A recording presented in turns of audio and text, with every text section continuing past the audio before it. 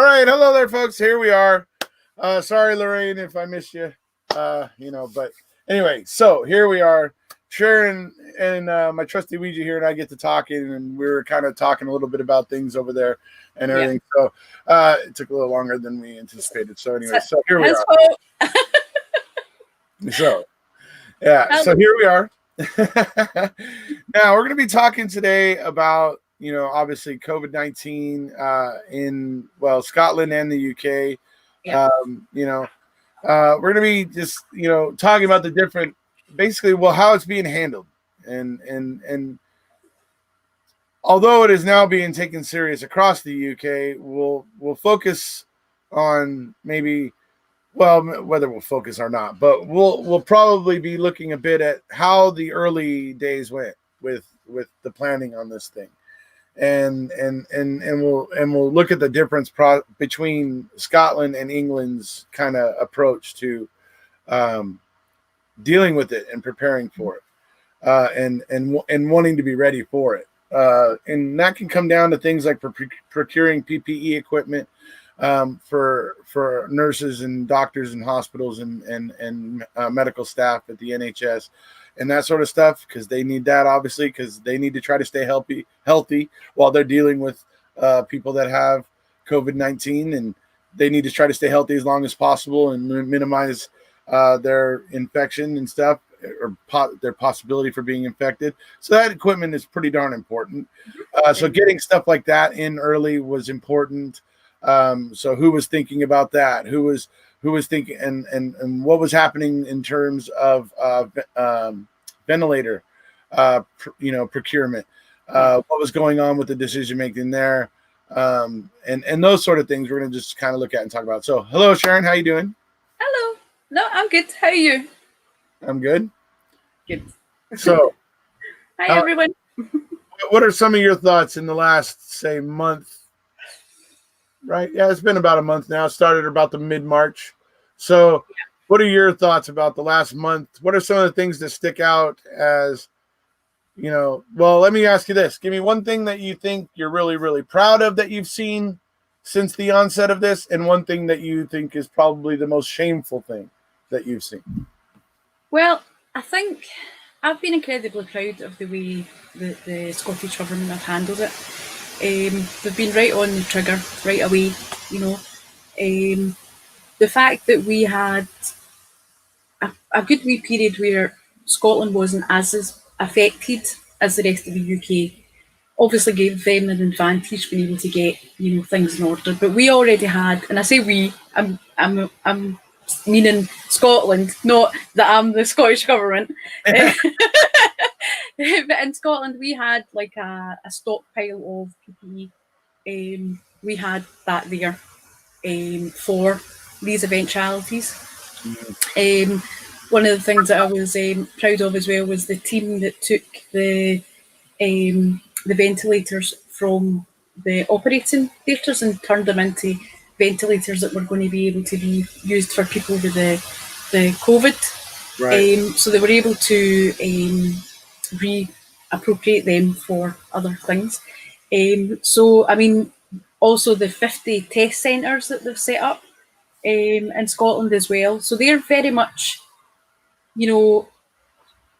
hot off the presses, right in there, doing what they can. I mean, it's obviously a horrendous thing, and it's tragic. People are dying left, right and centre, and all the rest of it. But the way that the First Minister comes on every day, and the Health Minister, and another person, it's sometimes the Chief Medical Officer or the other minister that comes in, and they do a press conference every single day, and they're right there telling the public what's what, and the press get to ask questions. So the way that they're coming on and being so transparent, I love that, and that makes me proud of the way they're telling us. Yeah. They're telling us when they don't know. When they don't know, they don't spin it. They go, we don't know.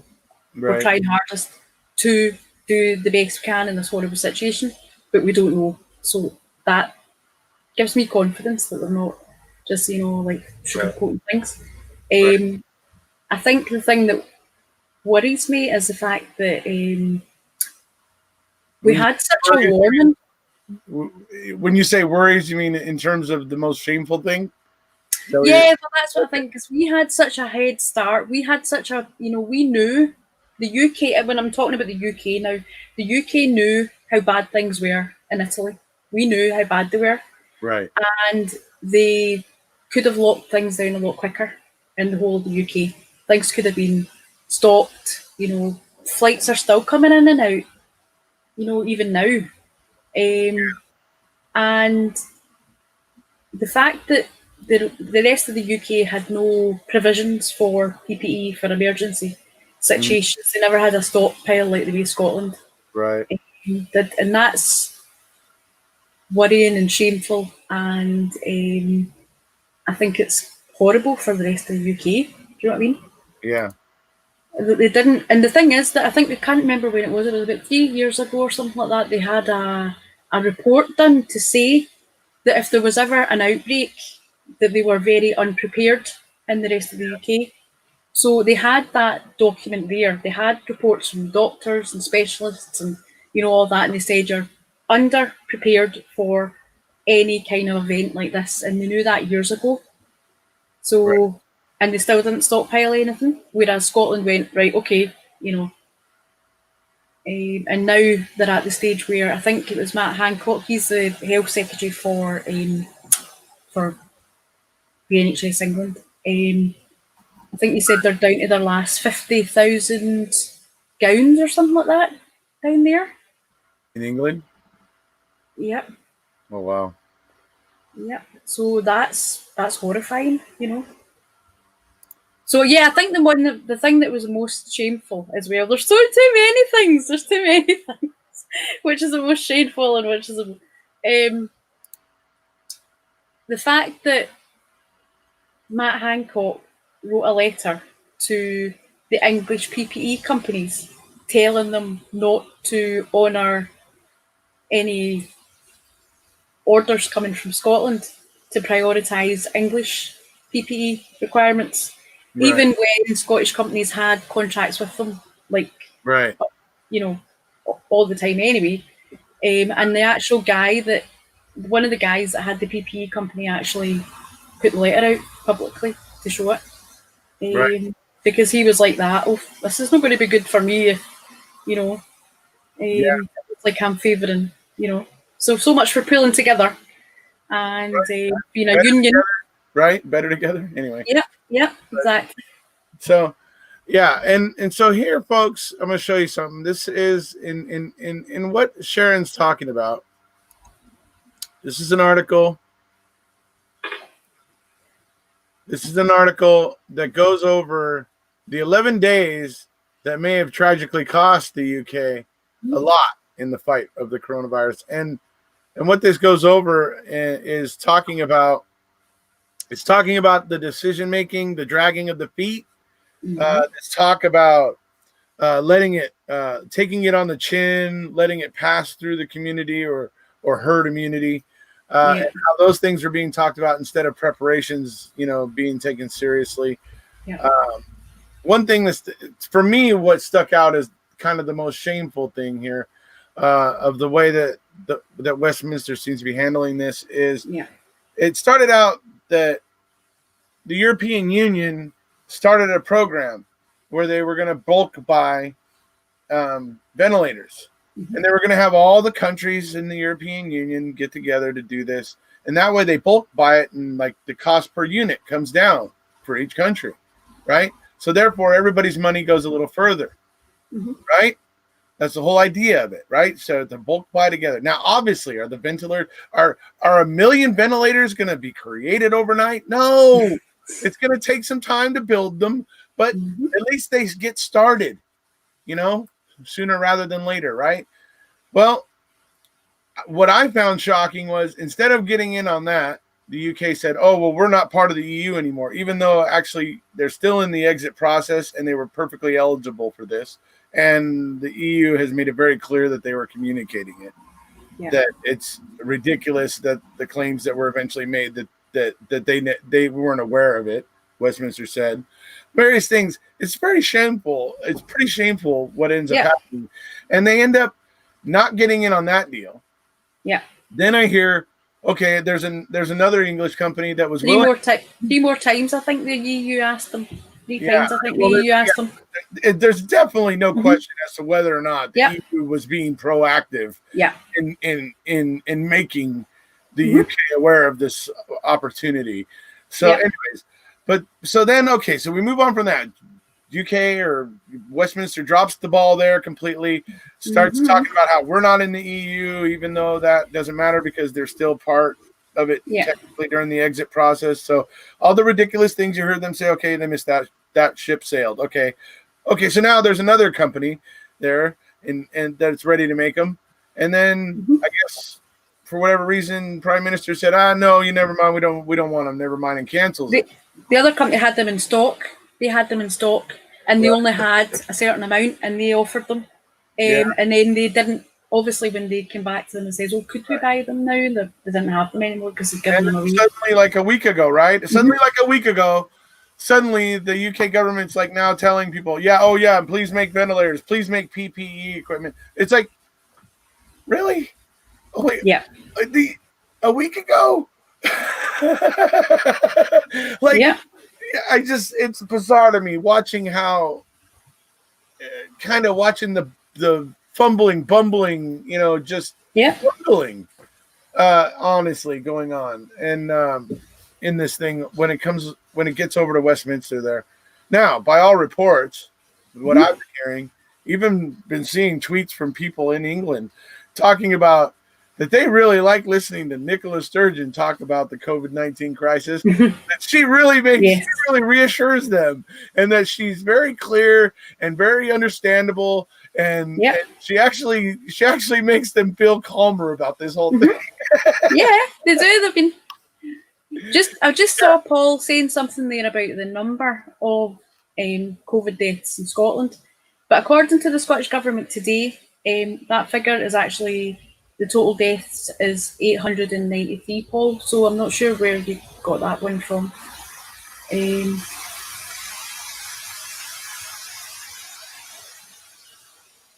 So for those who are interested in that article I was showing you, you can find it here if you want to go check it out later.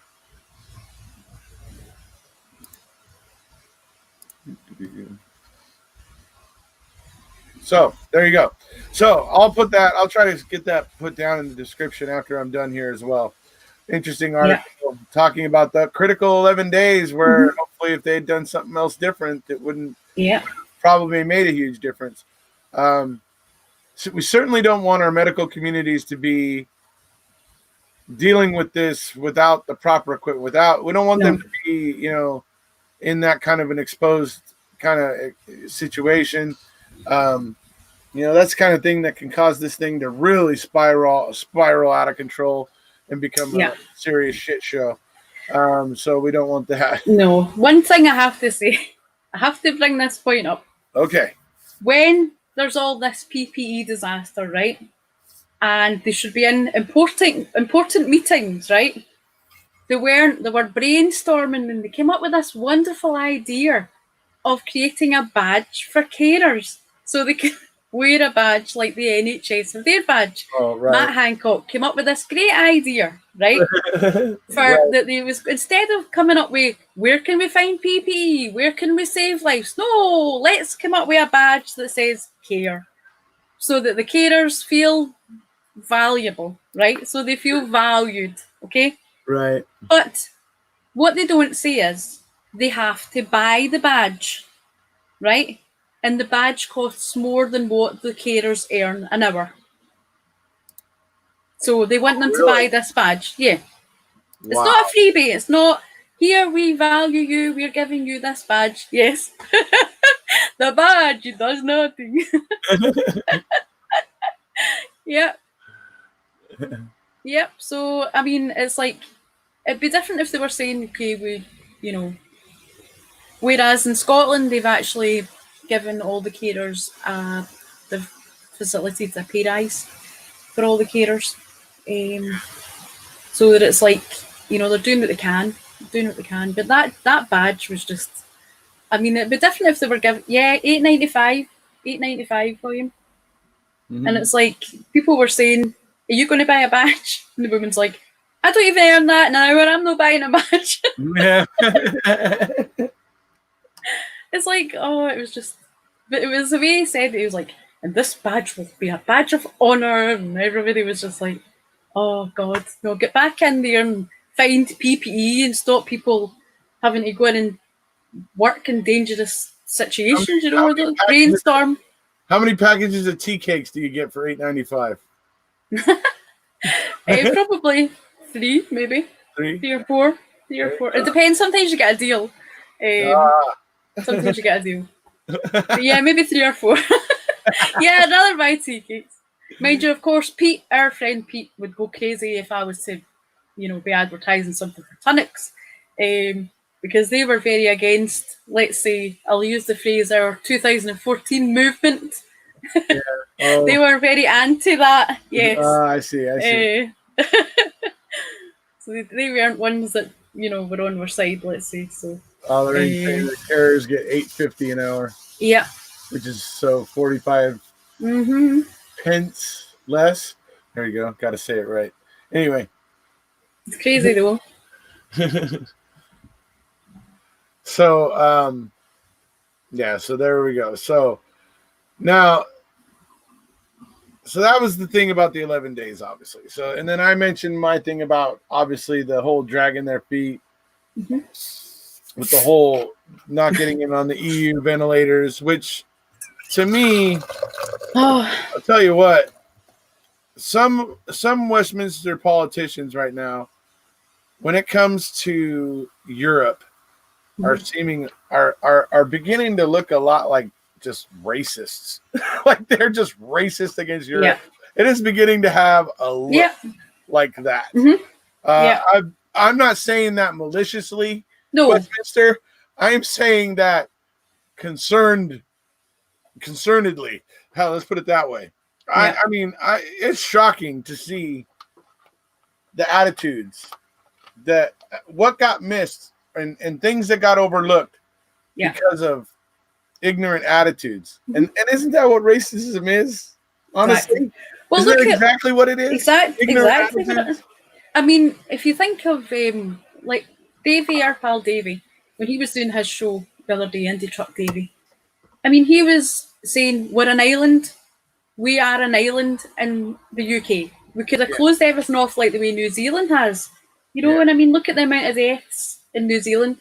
I think it was, the last I heard, it was 1 was a confirmed COVID and 3 where COVID was a contributing factor to the deaths. Right. And I think they're talking about trying to lift lockdown and all that now because they've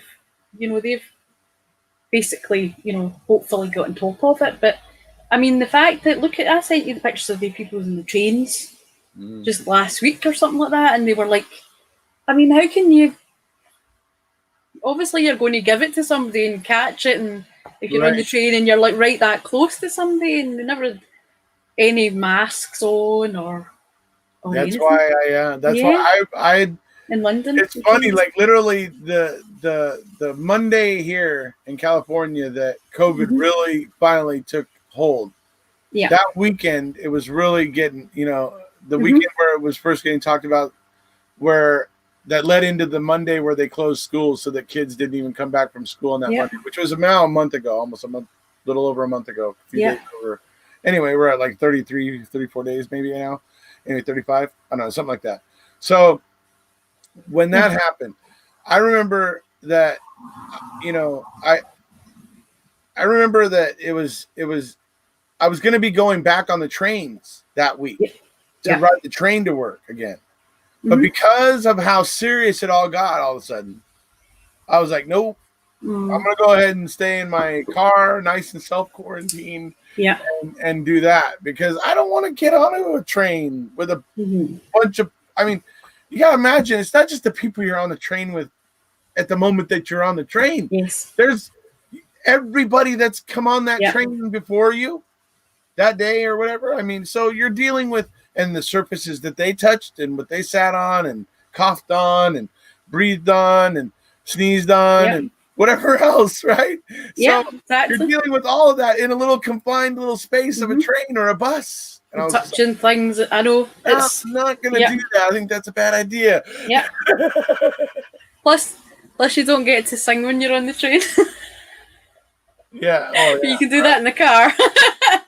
I probably still could. I mean, You if could I do it in the hell out of train. it, I know. I know sometimes when I'm riding home on the train, there's this dude that gets on with the guitar and he starts singing like classic rock tunes. Yeah. It's funny. But yeah, no. Does he sing any Bon Jovi? I think he does actually. But yeah. So anyway, but you get some characters on there. But anyway. Yeah. No, but yeah, obviously staying away from trains. I mean, the whole thing is staying away from groups right now. Yeah. And it just strikes me that trains and buses are, No. But that's the way for some people to be able to get to and from work right now. It's their only way. If those things weren't there, they would be stranded. So what are you gonna do? Yeah. You gotta, I guess, work with it. So, but I was able to choose to not be in that situation, so I didn't do it. So yeah. And you've always got your mask on and your gloves. Oh, did I whenever say I gloves? can. You're When I not get out wearing of my gloves? if I get out of my car and I'm going in somewhere, or Yeah. if I'm, or at the gas pump, I at least put my gloves on. Yeah. If I'm gonna be touching anything, and I saw a MAM YouTuber that we all know and love recently who made a video, and I saw that person. I want everybody to know I love this guy. I have nothing against him, but I saw that person poo-pooing gloves and masks and saying that he didn't think that they probably have any effect or whatever. And I just thought, that's a shame because, I mean, I disagree.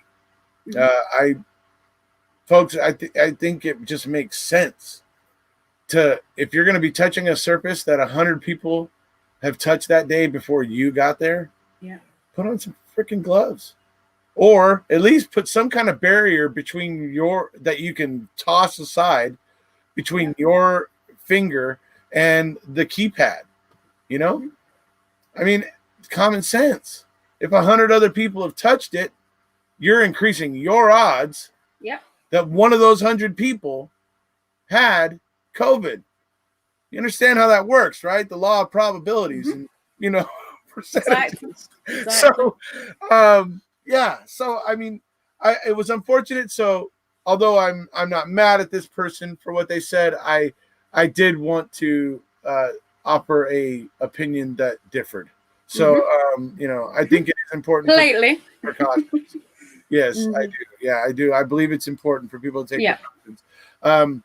And I put it on when I go into stores because people are rude. They're rude. I'll put it this way.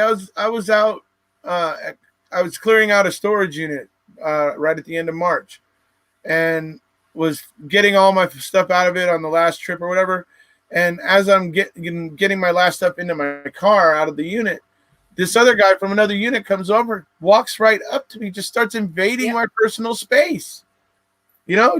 Starts walking right up to me, comes right past 6 feet and comes where he's just 2 feet from me. And I'm just like, and I kind of do my head back like that on the guy, and he kind of sees me do my head back like that, and suddenly it dawns on him, and so he backs up a little bit and everything, But it's like people aren't thinking. No. So you just got to be careful, folks, and that's why when I'm getting out of my car, I'll generally I'll be thinking about the mask. If I'm going inside somewhere like a store, 7-Eleven, grocery store, something like that. I had to go see the tax guy yesterday, so I had my mask on when I went in there. So I mean, incognito. whenever I'm going, if I'm going in or if I feel like people are gonna approach me, I'm putting it on. So because like Casbat, who's coming on my channel for Gorilla thing, she's saying that in her shop, when she's going in the shops and all that, people are like bumping into her, and she's thinking she's going to have to walk about with her fists out and like do a spin round, and if I hit you, it's your own fault, sort of thing. Right. Oh dear. Scotland has 2,000 people less. Look at what you wrote as well. Gloves, what gloves? Gloves. Here, we'll get William Wallace. Yeah, it's only because he's excited about the PPE. That's what it is.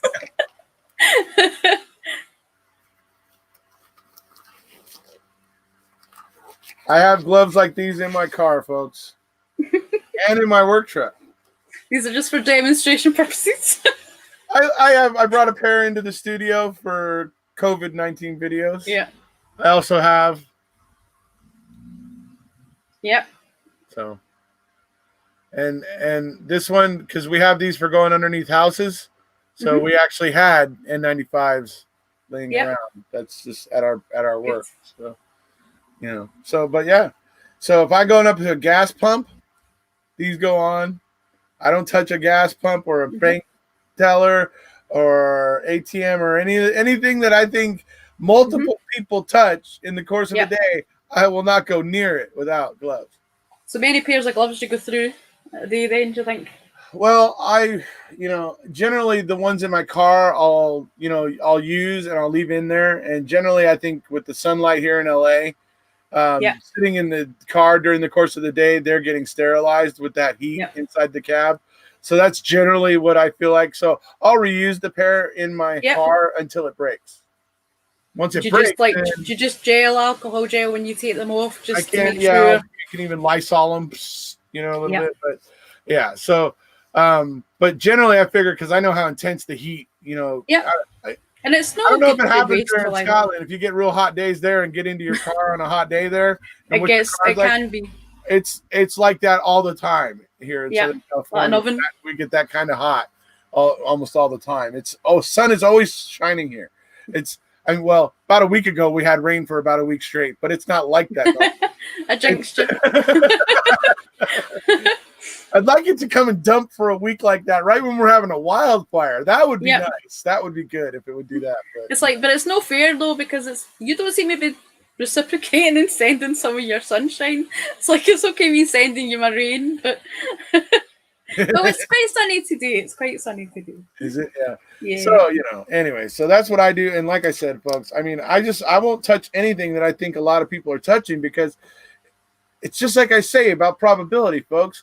If you're walking up to say, let's use, instead of a gas pump, let's use the bank ATM, right? You're walking up to that thing.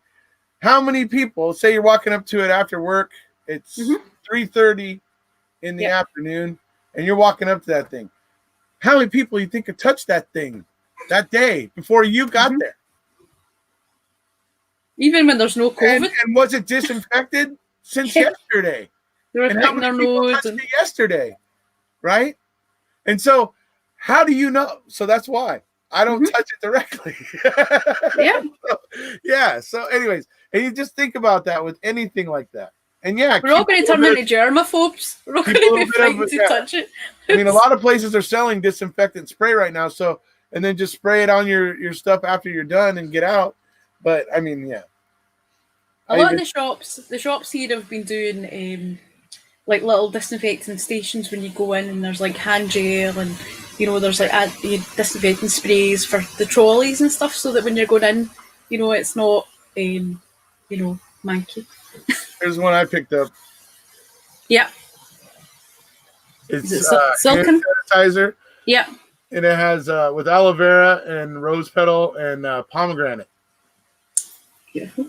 I actually like pomegranate. I like the smell of it. Anyway,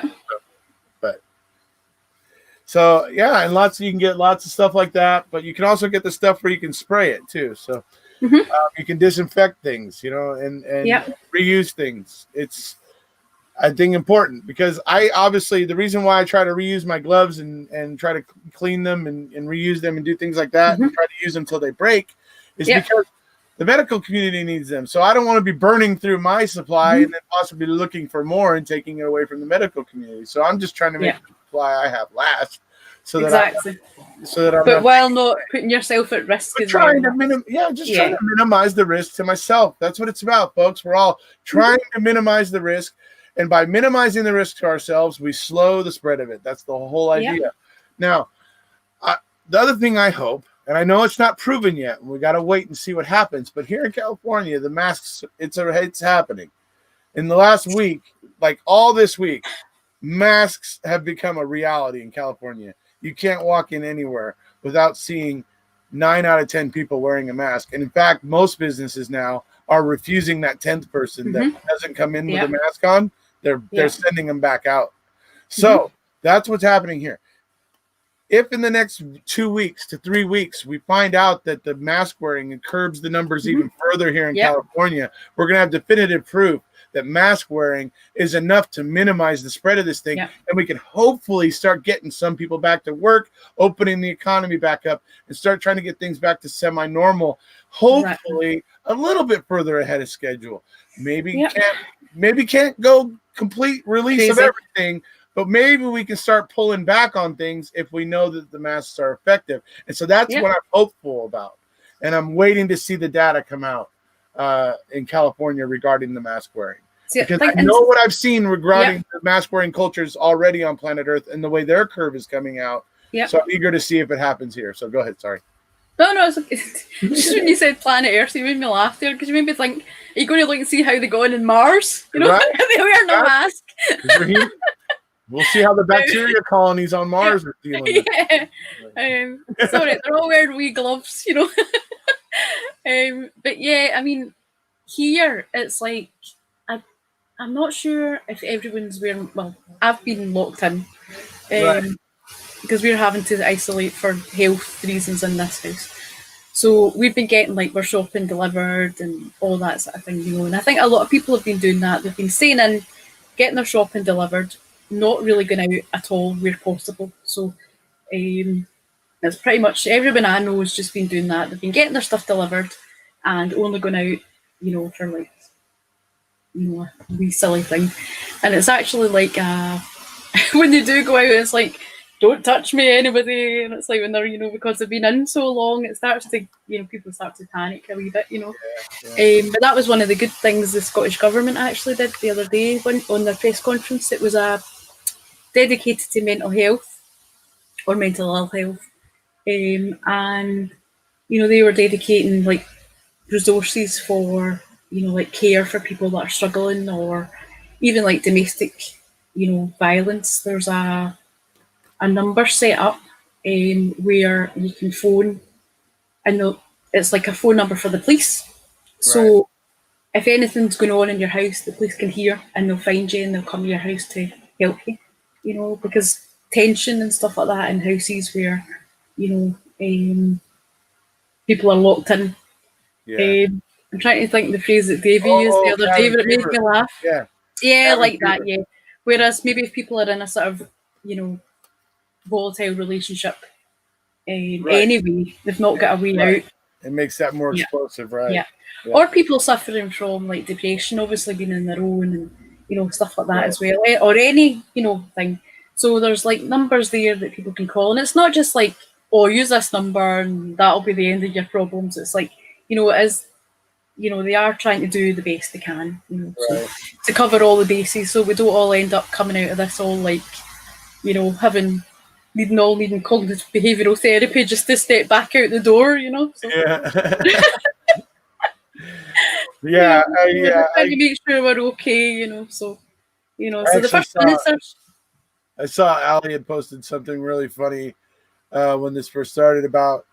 Let's see. Well, it was something along the lines of introverts. You need to talk to your extrovert friends. They have no idea how this works. It's like, I know I've saw things. It's like, I've been planning for this my whole life, you know. Like, but I mean, it's like the things that people have been buying. You know, it's like I was getting laughed at because I bought a big, huge 10 kilograms of cornflakes, and because I got them on a good deal, and I thought if we get our milk delivered from the dairy, and I thought if we end up we can't get shopping and we can't get a delivery, we're not going to starve, we're going to be fine. It might just be cereal, you know. So, but I gave some away to family and stuff like that as well. I was like, you know, pick this up, you know, and I'll leave it there for you, sort of thing. So strange things, panic buying. but not in the shops. We weren't leaving the shops empty. It was online Right. thing, but 10 kilograms of cornflakes. So now I've got 6 kilograms. So give some away. So we should be okay. We should be okay. I'm not even that keen in cornflakes, but it was like, doomsday prepper of the cornflakes department, William says, another thing Scotland can be proud of is the large majority of the population listen to their first minister and are staying in the house. Yes.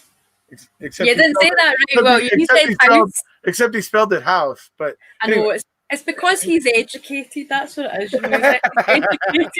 He doesn't want to let himself down, I don't know though if you noticed the comment further up where he let himself down, but I nearly died laughing when I saw it. I wouldn't maybe read it out, but if you see it, you'll know what he's talking about the hand sanitizer. But I did think the same myself. Well, he said that's because of our governor. Who, the hand sanitizer. It was the hand sanitizer. Yeah. No. Yeah.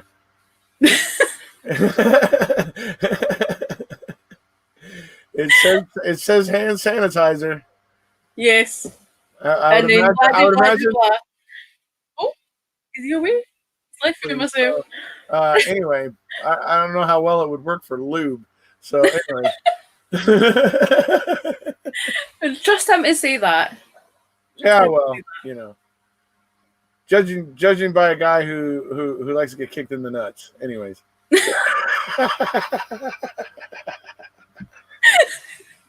See why we were late? It's not because we were talking about getting kicked in the nuts, but anyway.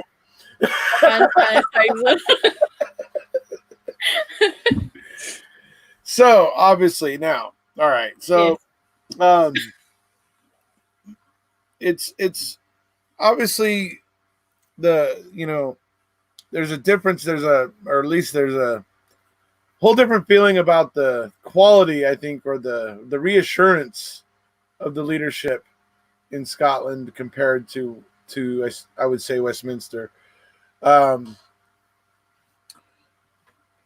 we were kind of touching on that already, where we're seeing like tweets on Twitter where people from England are saying, I'm in England and I'm watching Nicola Sturgeon and talking about how much they find her just common sense talk and straightforward talk about it. And like Sharon was saying earlier, she's not going to try to make any promises to anybody that she doesn't feel comfortable making. But she will be truthful and honest and she seems very transparent, and people respond to that. I don't see anything else like that coming out anywhere else, not even here. No. It's the unity there in the Scottish government at this time. I think is remarkable because I'm not seeing it. I'm not seeing it here. I'm not seeing it in the UK or in Westminster. I'm not seeing it. It may be happening somewhere else in Europe, but that I haven't looked at. But I'm just really not seeing it. It seems like so many people are busy bickering, and it seems, as shameful as this is, it seems like COVID-19 has now just become another spear that both sides of the political spectrum are using to jab at each other now. Yeah. And it's like, no, this is not a political football. No. This is a serious matter. Well, Nicola Sturgeon says that, though. She's very stern about that. This is not the time to talk about this. So she, cuts everybody down right away. The minute they, anyone even in the party, she's like, it's not the time. Well, and that's good. I mean, Nicola knows what she's doing, and there's a certain topic we're staying away from in this video, but Nicola knows what she's doing. And anybody who thinks she's forgotten about that topic we're not talking about in this video, she hasn't. It's still there. In fact, everything she's doing right now is to prove that the Scots are in a position to do exactly that thing we're not talking about in this video. So anyway, so let's see what, William's got a big one here. What's this here? We had a chief medical officer to the Scottish government have to leave her job because in one breath she was telling them to stay home, but then was going to her holiday on the weekends. I know, I heard about all that about her.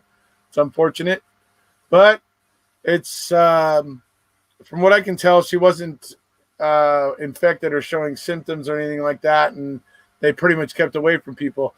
I hear that's not the case with Prince Charles. No, he took 60 staff up that were infected as well. And all of them were running around infecting people up in the Highlands, where they they went for a day trip around Bal. They didn't want it up there yet because they don't have any hospitals up there, folks. So they were not wanting it up there. Thanks, Charles. You're a gem, buddy. I mean, especially with him his age as well, he should have been made to stay home. Stay home, isolate. You know, anyway, with his age, he should have been staying at home, like following the instructions. The older people should, you know, shield themselves. I mean, I don't know whether it's went a bit, all right, a bit wrong because of. The Mad Scotsman's kicking up.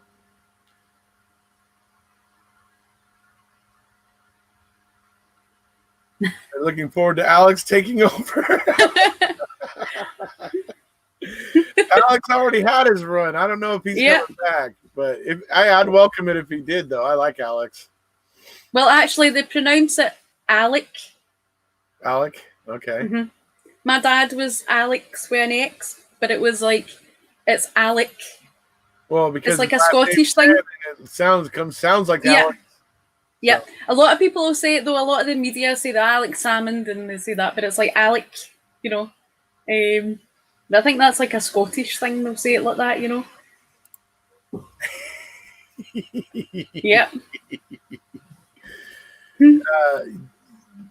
Is there a difference between conservative and Tory, or do you mean Tory? So I think they're having a wee jive at each other there, aren't they? They're getting in there. I've noticed that's true, though, that the conservatives are because the ban down around the border nowadays. Was it Tony? Or Wee Eck? You know what he's talking about? Yeah, Wee Eck. They call him that as well. They call him Wee Eck. All of us. I'll say that all of us. Was that you? You not like? So, do you like or dislike Alec, Paul? $1 million question. No matter what, man. I mean, he's looked at as the face of what went down in 2014. He's. I mean, everything I've seen of him, he's very poised in his conversations and interviews. And we wouldn't say classy because we'll get a if I use that word, the C word. Somebody comes out the dark and starts. There's a new C word, folks. Anyway. Oh, dear. But he's characterful. He's sharp. He's well informed. He handles himself well in debates and stuff with opposition. He's just a very well informed leader and does a pretty good job. So I mean, I wouldn't mind seeing him back, obviously. But what has happened recently is he used to be the first minister, and there was a scandal. He was getting accused of a lot of things that turned out there wasn't really any proof to back any of these things up, but they tried to tar and feather him and got these people to claim that he had done some things that they couldn't prove the slightest bit that any of these things had happened. In fact, they ended up finding proof of these people getting together and orchestrating these complaints against him. And so it ended up turning into a pretty big shit show for the side that was coming after Alec. And he was found not guilty in the court of law, and all these things went away. Now, Alex back to full strength, you might say. Mhm. He's not a spring chicken anymore. He's No. not a young man like he used to be. But he's a smart guy still, and he's charismatic, and people love him. And so maybe he could return to the political arena. I personally wouldn't be opposed to seeing it myself. But that's the kind of leadership going on in Scotland right now. I think, and I've said this before. I feel like Scotland's in a very unique position. But that leads me into a topic that we're not talking about in this video. No. So I'm going to go ahead and stop right now before I get too much further down that road. Wrong way. There you go. Yeah. No, but I mean, I think, not that that's the topic, but you have to remember that Scotland's hands are so tied with so many things, because we are part of the UK, right? But we have our own devolved NHS, right? And we like to run that, we get our own money to run that. Yeah, I'm saying that again, we, as if it's me, yeah. It's 99.4% devolved to the Scottish Parliament. Yeah. Which is why you're not really needing UK to do much for you guys right now. That's why you guys have your own stockpile. Yeah. Because you've had 99.4% control of it for quite a while now. So fortunately, you guys had that. So you guys had the foresight to give yourselves that. Yeah. Me personally. them. So I mean, that's the thing. But when it comes to being able to close borders or stop people from going to pubs and stuff like that, they were things that needed to be passed, laws that needed to be passed, right? And it had to be like an agreement, so it was like Westminster had to decide a lot of those big things because those decisions weren't devolved, So where possible, all things were being done medically in Scotland, NHS things, all that things, because that was what they could do. And they were making sure that all the other things, like other provisions were being made. But we really are still so tied, to Westminster that we can't just go, right, we're closing off the border of Scotland, we're, stopping people coming in, flying from different countries, we're, it's like... Right. So it's because you're bound trying to work with one arm up their back, they're... Yeah. Right. Yeah. So that's obviously, even in the next video when we get back to talking about that topic, which dare not speak its name in this video, we'll have to address that. Yes. But, definitely. So, but for now, we're looking at we've taken a good look at the contrast between the way that this COVID-19 situation has been handled in Scotland versus England, and maybe even versus some of the other parts of the world here.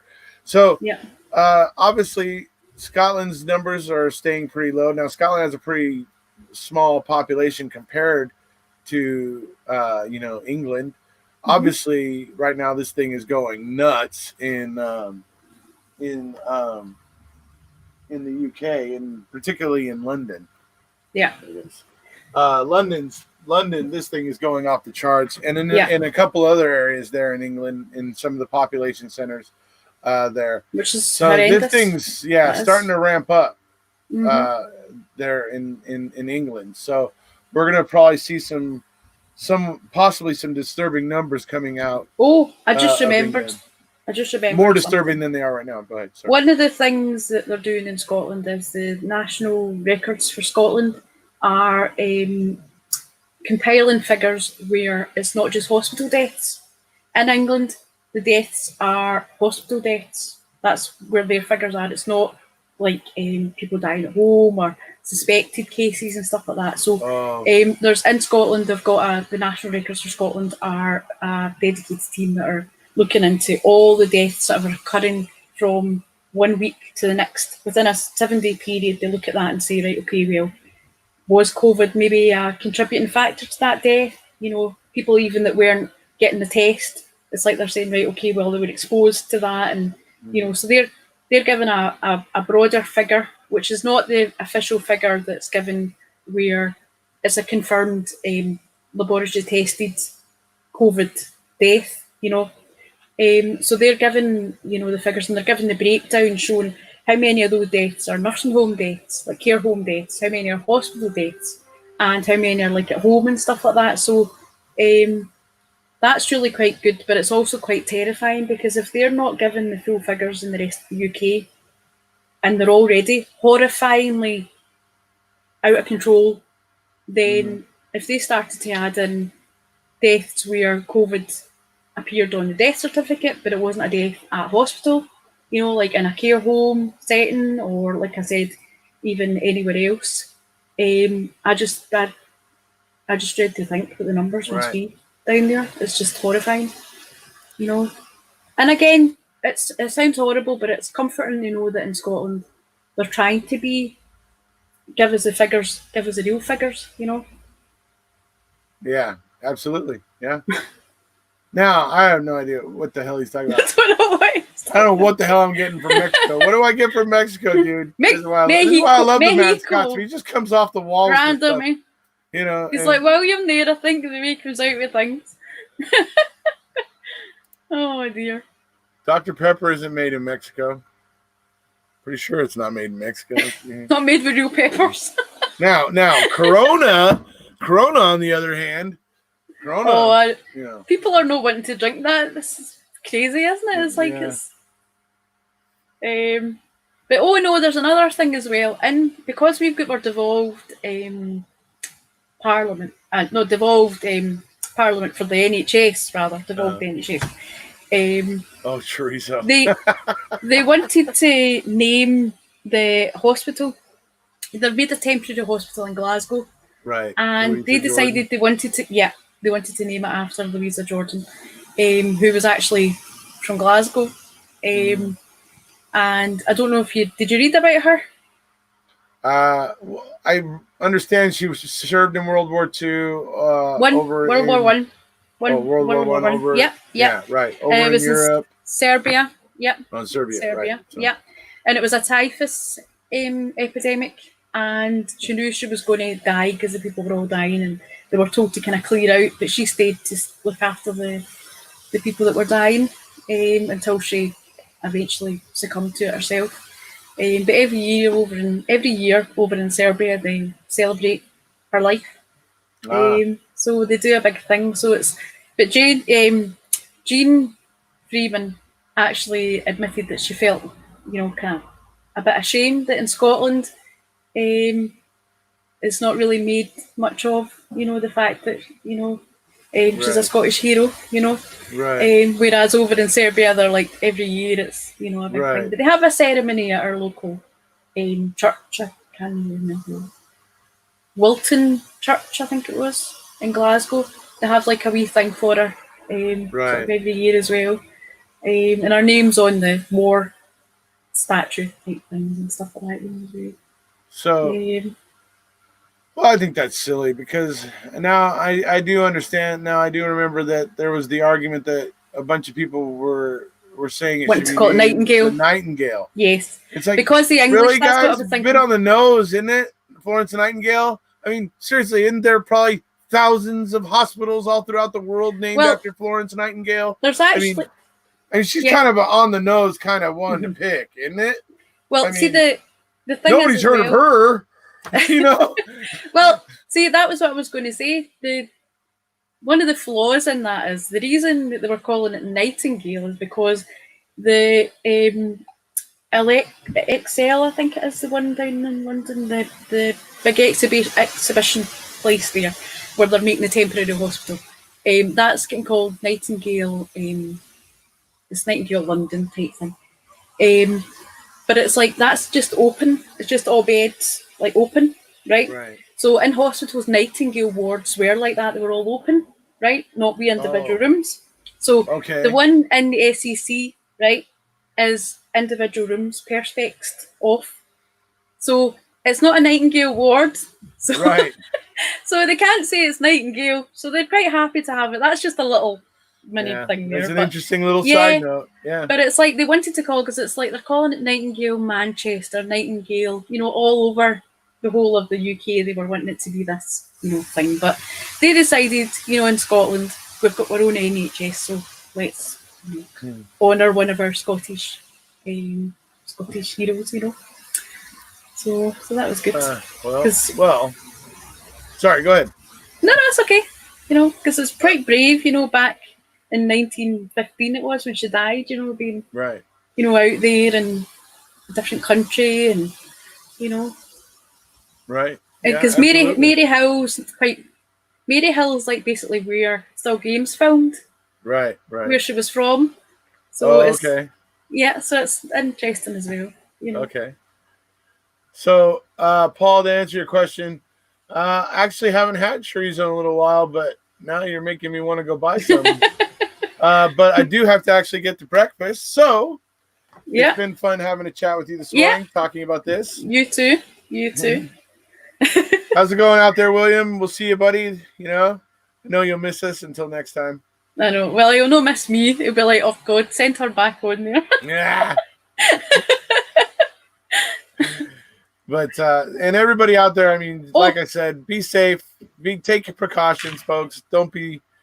I mean, I can understand feeling like it's all pointless or something, but you know what? Look, folks, I'm telling you, take some precautions. If you're touching something that hundreds of people touch it in a given day, just some common sense, and try to offer yourself some protection. Try to limit your possibility of getting exposure this as much as possible. That's all anybody can. I need to say one more wee thing. William just reminded me. Right. Go ahead. In Glasgow, right, the exhibition centre they're giving it to the NHS for free. They're not charging them a rent, right?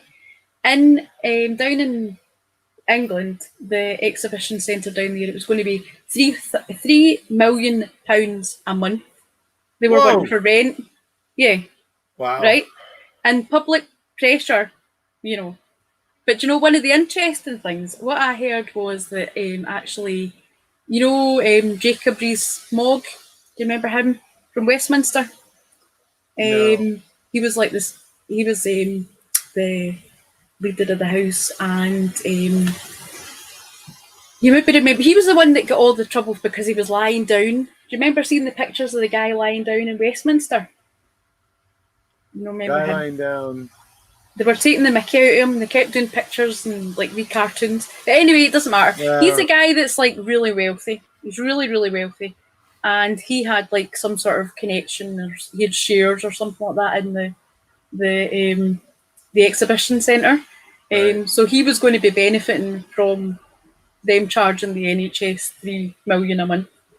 Right. So they ended up having to, back down and but it's crazy, isn't it? Imagine wanting to charge. It's like the SEC's, but it's SEC now. But all my life it was always an extra C. Right. So I always say the SECC. But then it's funny because the way I always remembered it is like, that a sailor went to CCC. That wee thing. Right. So I would always go, a sailor went to CCC at the SECC. So I would always put too many C's in it, Yep. So anyway, there's me jibber jabbering. All right. Well, I think that's all. Yeah, Jacob Rees-Mogg. Thanks, William. All righty. So, all righty. Well, it's been fun, and we'll continue to monitor the UK. Obviously, certain issue that shall not speak its name in this video is going to be a topic for conversation, even though I know some people wish it wouldn't or wish it wasn't. And the funny part is that it's not even the SNP who's bringing it up at the moment. No. It's actually not the SNP. No. But we'll do that in a video maybe next weekend, folks. We'll do that when we've got not next weekend. Next weekend we're going to be doing the... Oh, sorry. Next weekend we are booked. We are booked solid, folks. Pajamathon. So we are going to be doing Marathon for those of you in Scotland who have any kind of interest in criminal justice, or if you've seen the Netflix documentary Making a Murderer. Yep, you still get time to watch it. Yep, you can join us next weekend, and it starts basically on Friday. But for you guys in Scotland, it'll be basically be around probably your midnight or 1 to 2 a.m. I think it's about 2. Yeah, that it'll start. and I open it up. We're going to have several different guests this year. It's going to be a lot of fun. There's a lot of good content coming. Former FBI agent Steve Moore, number of exonerees that are going to be on with various hosts, and all kinds of good content. So if you have an interest in true crime, or you've seen the Netflix documentary Making a Murderer and you were moved by it, give us a look next weekend. I'll leave you guys a link to the Mammothon Twitter account, so that you can stay up to date with the times and that sort of stuff if you're interested. So, all right. Having said all of that, we'll see you guys. If you haven't already, please hit subscribe. Bye. We'll see you.